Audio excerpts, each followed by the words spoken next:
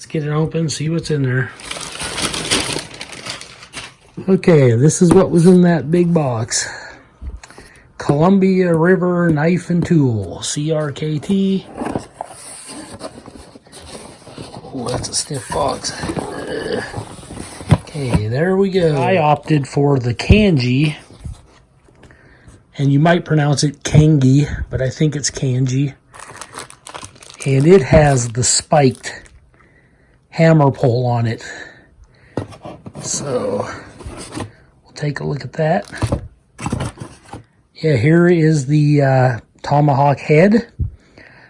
Now I opted for this one for 3 reasons compared to the other ones.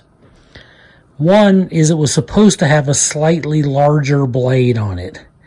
And to look at it, I don't think that that's the case, but it was listed as a 4-inch blade. So that's why I opted for this one. And also it had this spike. They got a little protection tube on there. Okay, take that off. And the reason I wanted the spike was because I was going to use it as a pickaroon. So like if I do split some small logs, and oftentimes the pieces go flying away. And rather than going around bending over, picking them all up, because I have a pretty bad back, I was going to use this to like spike into those pieces and then bring them up to me like a little pickaroon. So I thought that might work. I didn't really want the extra weight on the head, but I mean even the hammer pole of the Chogan would have been probably weight-wise would have been similar. It's got a pretty flimsy little rubber guard that you get with it to protect the blade edge. Now, the hickory handle. This is hickory. I think it's American hickory. My grain orientation on it is fairly crappy because it looks like it's running kind of off a 1/4 degree,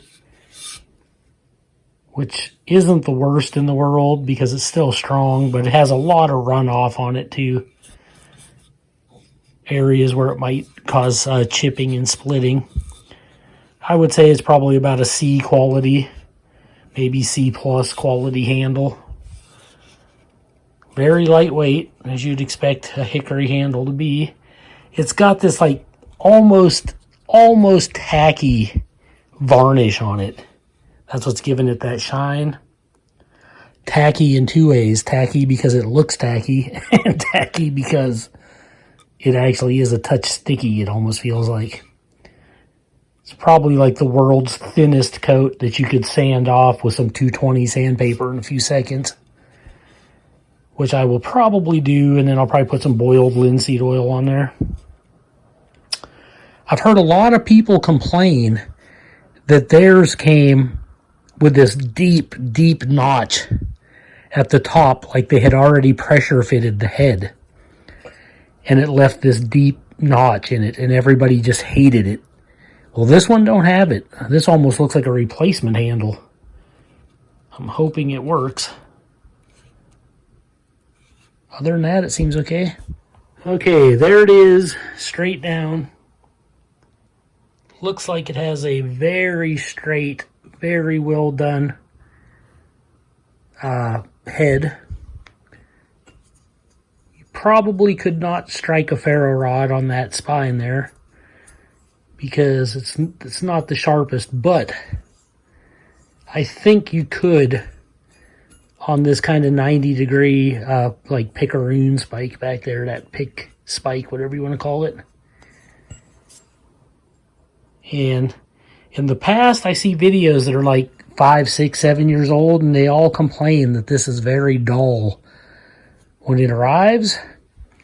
And I can't quite tell just by touching it. It feels like it might have an edge. So we'll do a paper cutting test, I guess, just to see if they've upgraded the edge at all. It's like a thick convex. It could be flat grind. It almost feels like convex, but it might be a flat grind with a secondary, little micro secondary bevel there. They might have started doing that so it would arrive sharp, you know. Then it's got like almost like a finger choil here, like a little miniature beard. So you got the toe, the bit, the heel, the cheeks. Got like a, I guess this is the beard right here. Kind of like a finger choil, is what you'd call it on a knife. Kind of a nice oval eye. And really nice heavy duty spike. Oh, and you can use this as a breaching tool to like put it through doors and things like that and just rip them apart and pry them open. And I mean, in a SHTF scenario, you know, it might come in handy because you might have to get in or get out of certain areas. This side just says, it looks like they just put it on in ink. It says Woods Kangee, RMJ design, 1055 carbon steel, and the stock number here is 2735, I think it says. And then this side, just in ink, says CRKT, Columbia River Knife and Tool. It would be nice if they actually press that into the steel. I think it would just make it that much better. It's got kind of a gray, like a flat gray kind of look to it. And that's just the steel. I don't think there's any paint or anything on it that I know of. So, you can take the head off, obviously, and use it. That's one of the things about a tomahawk, is that you can take the head off and use it like a knife. You could put your finger in there, maybe use it like a skinning tool. Even this way, your thumb kind of just, the web of your thumb kind of drops in right there. You could use it like an ulu skinning tool, or just a small knife. And you could probably even go like this and pinch up on it and do really fine tasks.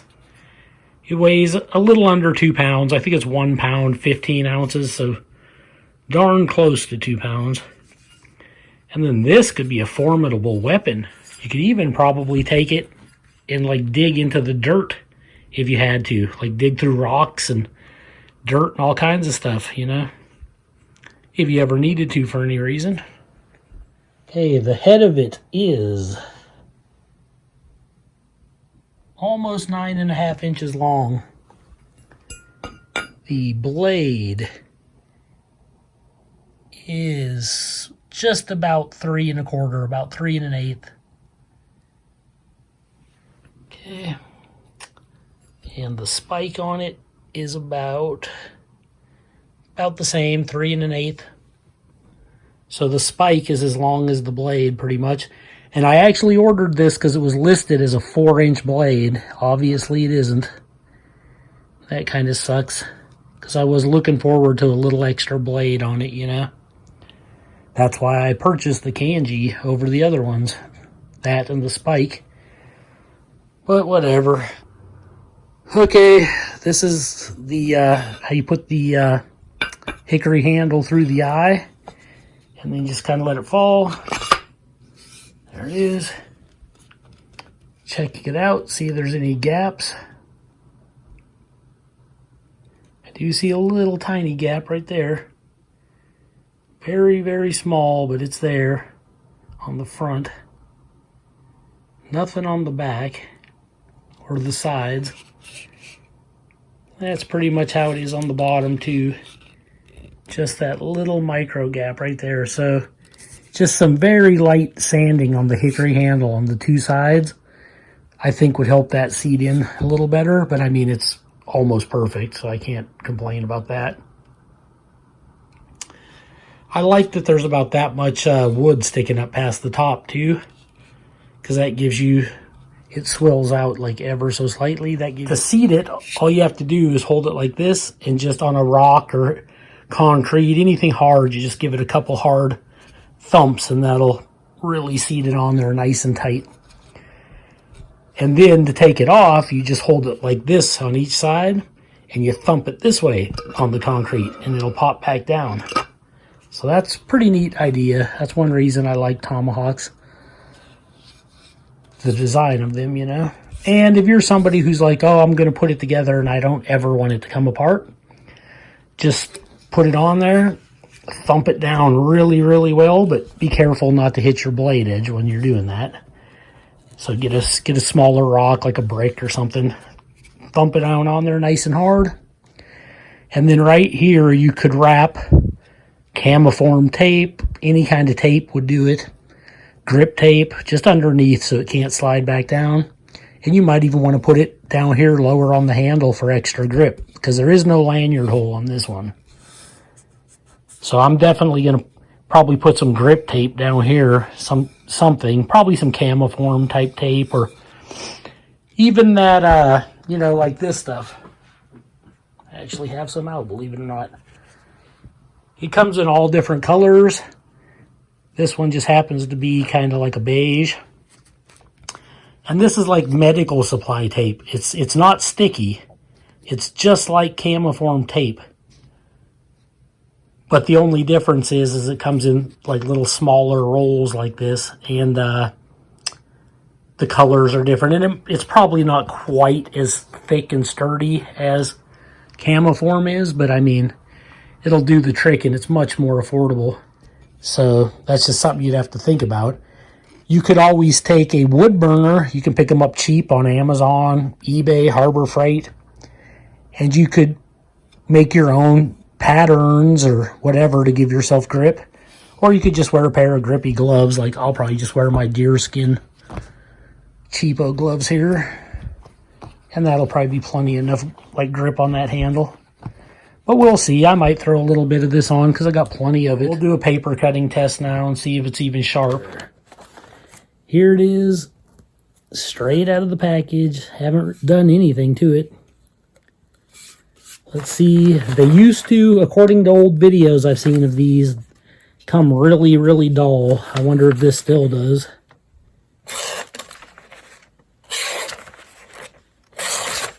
Yep, it's as dull as a spoon. Pathetic. Yeah, this is worse than the $21 hatchet I ordered off of Amazon. Ugh. It's like you can feel the burr on it. It's like it's just not finished. Yeah, that's not great at all.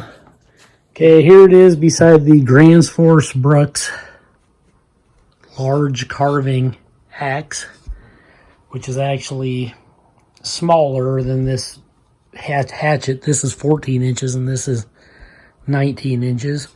But look at the difference in the blade too, the amount of cutting space you have. This thing is a freaking scalpel, and I've already used it multiple times, and it seems like it's getting sharper the more I use it. It'll burn through paper like nobody's business. And some of this stuff you see on the edge, that's just some, what's that stuff called? Boiled linseed oil that's kind of setting up on the edge there.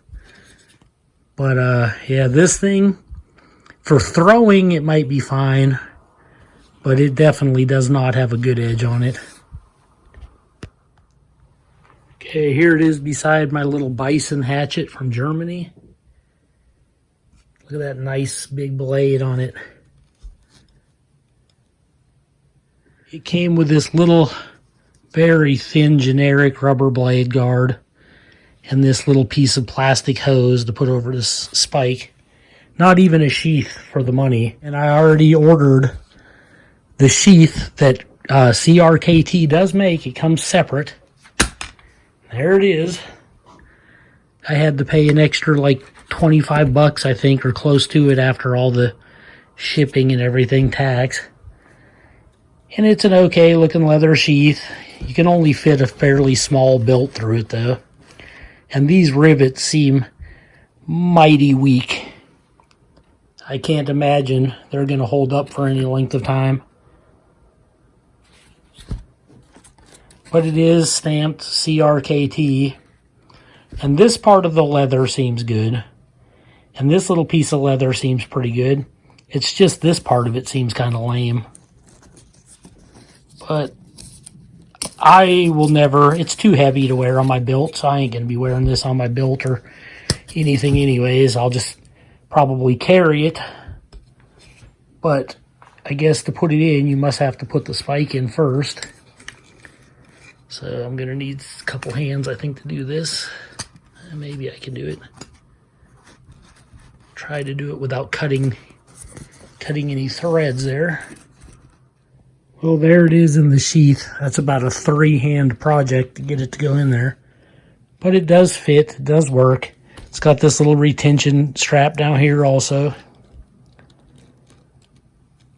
And like I said, I'll probably not carry it on my belt or anything. I'll just hold it or something like that. But at least it does have a blade protector and a spike protector. I don't mean to come off like I'm dissing it as a product, because it seems okay. It's just, I have to admit, I'm a bit disappointed that it doesn't come with the sheath and that it doesn't have a sharp 4-inch blade. 1055 high carbon steel, removable Tomahawk head. This is the CRKT Kangee. I want to say it's almost worth the money. But I guess on a scale of 1 to 10, 10 being the best, I would probably give this on its own, the way it arrives, about a 5. If you purchase the sheath with it and you put a good edge on it, then it probably jumps up to about a 7.5, maybe an 8. I've spent some time sharpening this and stropping it a lot. So let's see if it helped at all. Yep.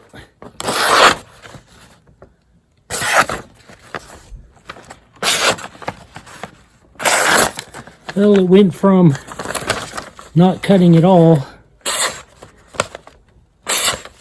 to slicing paper now pretty decently, so now I'm a lot happier with it, that's for sure. But it was quite a bit of work because I was sharpening another hatchet at the same time. So the two of them together, I'd say it took over an hour, easy. But you see it's got like a mirror polish on it now, on that blade. And it's pretty sharp. So I can't complain. I wet sanded it by hand for about, maybe 15 to 20 minutes with 600 grit sandpaper. And then I did another 20 minutes wet sanding with 1200 grit. And then from there, I cleaned it up and I went to the strop with green polishing compound. And I got it practically to a mirror polish. But yeah, now it's a hatchet like worth owning because it has a sharp edge, sharp spikes, which I can use as a pickaroon to pick up logs and stuff. And fits the handle pretty good. I just got to lightly sand the sides just so it's slightly more snug in there. And then I'll probably take this varnish off the handle also. But yeah, if you don't mind putting some work into the edge and picking up the sheath as a secondary price, it was like an extra 24 bucks or something. If you pick up the complete package, I would say, and work on that blade edge, it's worth it, I think. This is Joe Doomsday signing out.